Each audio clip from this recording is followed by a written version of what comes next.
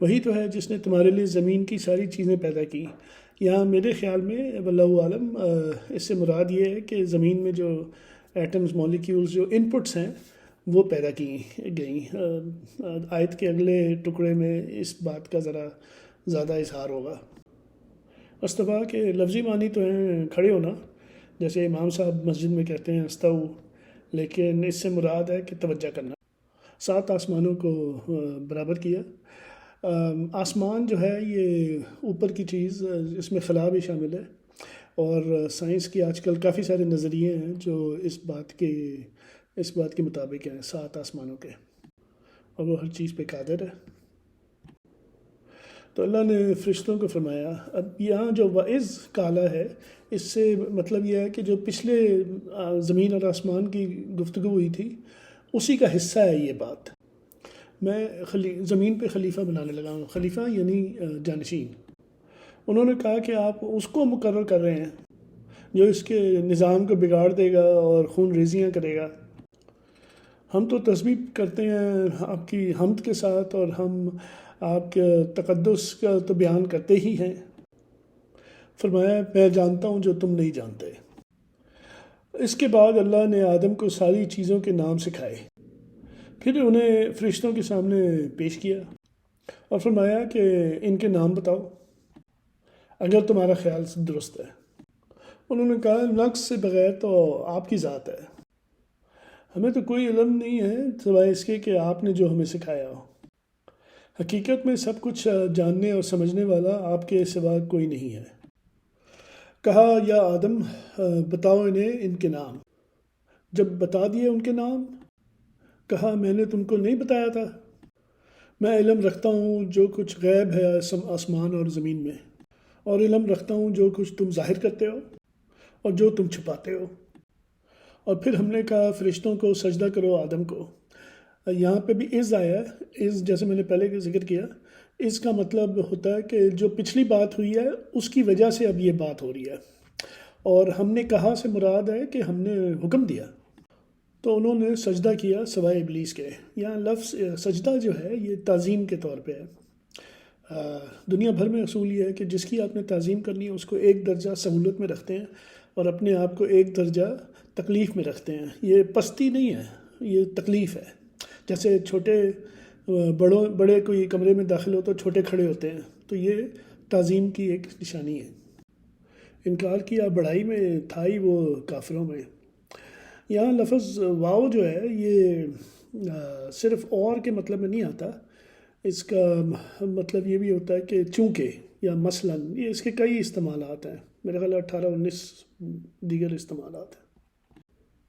اور ہم نے کہا اے آدم رہو تم تمہاری بیگم جنت میں، اور کھاؤ اس میں سے مرضی سے جہاں چاہو، اور نہ قریب جاؤ اس درخت کے۔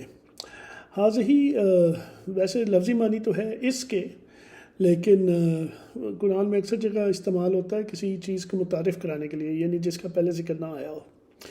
اور شجرہ سے کیا مراد ہے یہ ذرا تفصیل پہ بحث کرنے کی ضرورت ہے۔ بڑے ہی اختصار سے اس کا مطلب یہ ہے کہ وہ دونوں وہاں تربیت پا رہے تھے، تو ان کو کہا تھا کہ فی الحال یعنی میاں بیوی کی طرح مت رہو ورنہ ہو جاؤ گے ظالموں میں۔ دونوں کو پھسلا دیا شیطان نے اس نے نکلوا دیا دونوں کو جہاں تھے وہ اس میں سے، اور کہا ہم نے اترو نیچے تم سب، اور تم میں سے بعض کے دشمن ہو گئے۔ تمہارے لیے زمین پر بچھونا ہے اور خوراک ہے ایک وقت کے لیے۔ وصول کیا آدم نے اپنے رب سے کچھ کلمات، طرف ہوا اس کے یعنی توبہ کی، کیونکہ وہ توبہ قبول کرنے والا رحیم ہے، اور کہا ہم نے اترو یہاں سے سب۔ یہاں یہ الفاظ دہرانے کا مقصد یہ ہے بتانا کہ پہلی دفعہ تو معاملہ ختم ہو گیا، غلطی ہوئی، توبہ قبول ہوئی، ختم معاملہ۔ اب دوسری دفعہ یہ اس لیے دہرائے جا رہے ہیں کہ دنیا امتحان کے اصول پہ بنی ہے۔ یہاں اس بات کی بھی نفی ہو رہی ہے کہ جو پہلی امتوں نے خصوصاً عیسائیت میں یہ عقیدہ ہے کہ انسان معافی نہیں مانگ سکتا تو خدا خود اپنے بیٹے کو بھیجے جو سولی چڑھے تو بھی معافی ہوگی، تو اس کی بھی نفی ہو رہی ہے یہاں پہ۔ اور جب آئے تمہاری طرف میری ہدایت، جو پیروی کرے گا ہدایت کی، نہ ہوگا خوف ان پہ اور نہ وہ غم کریں گے۔ یہاں اچانک جمع کا صیغہ آ گیا، اس پہ انشاءاللہ بحث ہوئے گی بعد میں۔ اور جو لوگ کفر کریں گے اور جھٹلائیں گے میری آیتیں، یہاں آیتوں سے مراد ہے نشانیاں، وہ لوگ ہیں جہنم والے، وہ اسی میں رہیں گے۔ یا بنی اسرائیل یاد کرو نعمتیں جو کہ عطا میں نے تم پہ۔ یا اسرائیل جو ہے حضرت یعقوب علیہ السلام کا عرف تھا۔ اسرا کا مطلب ہے بندہ، ایل یعنی خدا، بنی یعنی بیٹے یا ذریت، تو حضرت یعقوب کی ذریت کو خطاب کیا جا رہا ہے اب۔ پورے کرو میرے عہد، پورا کروں گا تمہارا عہد، اور مجھے سے ڈرو، اور ایمان لاؤ اس پہ جو نازل ہو رہا ہے تصدیق کرنے والا جو تمہارے پاس ہے، اور نہ ہو جاؤ پہلے کفر کرنے والے اس کے، اور نہ تجارت کرو میری نشانیوں کی قیمت تھوڑی سی کے پر، اور مجھے سے ڈرو۔ فرحبون اور فتقون میں کافی بحث ہو سکتی ہے، لیکن سادہ لفظی ترجمے میں اس بحث میں جانے کا مسئلہ نہیں ہے۔ اور نہ ملاؤ حق کو باطل سے، یا چھپاؤ حق کو جب کہ تم جانتے ہو۔ یہاں واو جو ہے یا کے معنی میں آیا ہے، اور کے معنی میں نہیں آیا۔ اور قائم کرو صلاۃ اور دو زکوٰۃ، اور جھکو ان کے ساتھ جو جھکتے ہیں۔ کیا تم امر کرتے ہو انسانوں کو نیکی کا اور بھول جاتے ہو خود اپنے آپ کو؟ امر یعنی حکم کرتے ہو، حتیٰ کہ تلاوت کرتے ہو تم کتاب کی، تو کیا نہیں کرو گے عقل سے کام؟ تو مدد لو صبر سے اور صلاۃ سے۔ واقعی مشکل ہے سوائے ان پر جو عاجزی والے ہوں، جو یقین رکھتے ہیں کہ ان کی ملاقات ہوئے گی رب سے، اور انہیں اسی کی طرف لوٹنا ہے، راجعون۔ مفہوم کے طور پہ تو راجعون کا مطلب ہے توبہ کا قبول ہونا یا توبہ کرنا، اور لفظی معنی ہے کہ لوٹنا۔ تو اس کا ذکر ملاقات کے بعد کیوں آیا ہے؟ میری نظر میں واللہ عالم اس کا مطلب یہ ہے کہ صلاۃ کا اس سے پہلے ذکر آیا، تو صلاۃ بھی ایک رابطے کی شکل ہے۔ تو اگر خشوع کے ساتھ صلاۃ کی جائے تو وہ اللہ تعالیٰ کے قریب ہو جاتے ہیں، یعنی اللہ تعالیٰ سے ملاقات ہو جاتی ہے۔ جیسے وہ خلیج میں ٹیلی فون کمپنی ہے نا، اتی صلاۃ، وہ اسی لیے اتی صلاۃ اس کا نام ہے کہ وہ کانٹیکٹ کرتے ہیں فون پہ۔ اللہ عالم، میرا یہ خیال ہے۔ یا بنی اسرائیل یاد کرو نعمتیں میری عطا کی تم کو۔ اب یہ دوبارہ تجدید کی جا رہی ہے، بنی اسرائیل کو یاد دہانی دوبارہ کرائی جا رہی ہے۔ اور میں نے فضیلت دی تم کو اوپر عالمین کے۔ جب پہلی دفعہ ذکر ہوا تھا نعمتوں کا تو اس میں اس کا ذکر نہیں ہوا تھا۔ یہ اسلوب قرآن میں بہت ہے کہ بات جو ہے وہ ایک دفعہ بیان کی جاتی ہے، پھر جب اس کا ایک اور جگہ موقع آتا ہے تو اس کو کچھ تفصیل بڑھائی جاتی ہے یا کچھ اختصار سے بات کی جاتی ہے۔ یعنی آپ کو یہ ساری چیزیں ملا کے پڑھنی ہوتی ہے۔ اس کو سیناپٹیکل بھی کہہ سکتے ہیں، یعنی اکٹھا دیکھنا۔ اور ڈرو اس دن سے نہ ہی کام آئے گا کوئی نفس کسی کے نفس کے لیے کسی طرح۔ یہاں نفس کا مطلب روح سمجھنا چاہیے، کیونکہ یہ آخرت کا ذکر ہو رہا ہے۔ اور نہ قبول کسی سے ہوگی شفاعت، اور نہ وصول کیا جائے گا کسی سے بدلہ، اور نہ انہیں مدد ملے گی۔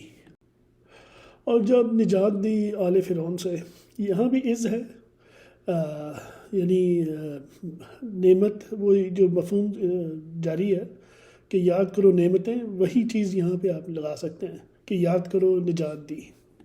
تکلیف دیتے تھے تم کو خوفناک عذاب، ذبح کرتے تھے لڑکوں کو تمہارے، اور زندہ رہنے دیتے تھے لڑکیوں کو تمہارے، اور اس میں تمہارے لیے آزمائش تھی تمہارے رب کی طرف سے بہت بڑی۔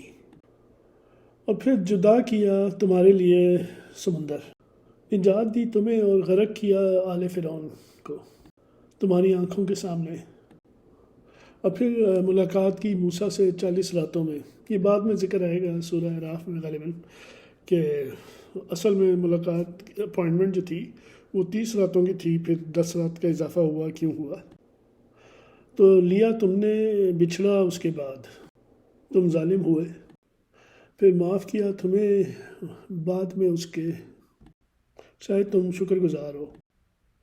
اور پھر دی ہم نے موسیٰ کو کتاب اور فرقان، اس سے مراد ایک ہی ہے، کتاب کا ایک صفت ہے فرقان ہونا، شاید تم ہدایت پاؤ۔ اور پھر کہا موسیٰ نے اپنی قوم سے، اے میری قوم، تم نے ظلم کیا اپنے اوپر یہ لے کے ایک بچھڑا، لہٰذا توبہ کرو خالق کے حضور اور اپنی جانوں کو ہلاک کرو، اس میں بہتری ہے تمہارے لیے طرف سے تمہارے خالق کی، توبہ قبول کی تمہاری، بے شک وہ معاف کرنے والا اور رحم کرنے والا ہے۔ پھر کہا تم نے، یا موسیٰ، نہیں ایمان لائیں گے تم پہ جب تک اللہ کو دیکھ لیں کھلم کھلا، آ لیا تم کو ایک گھن گرج نے جب تم دیکھ رہے تھے، پھر زندہ کیا تم کو اس کے بعد تمہاری موت کے، شاید تم شکر کرو۔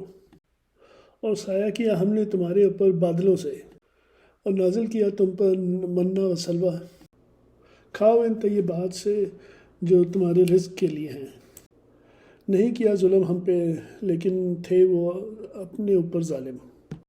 پھر کہا ہم نے، داخل ہو اس بستی میں اور کھاؤ اس میں جہاں چاہو جو چاہو مزے میں، اور داخل ہو دروازے سے جھک کے، اور بولتے جاؤ حتیٰ۔ حتیٰ جو ہے اس کا مصدر حت ہے، جس کا مطلب ہے جھاڑنے کے، یعنی یہ ایک لفظ ایک جملہ ہے، یعنی ہمارے گناہ جھاڑ دے، معاف کر دیں گے تمہارے لیے خطائیں تمہاری، اور بڑھا دیں گے نیکوکاروں کے آگے انعامات۔ تو حذف ہے لیکن غالباً یہاں یہی مراد ہے۔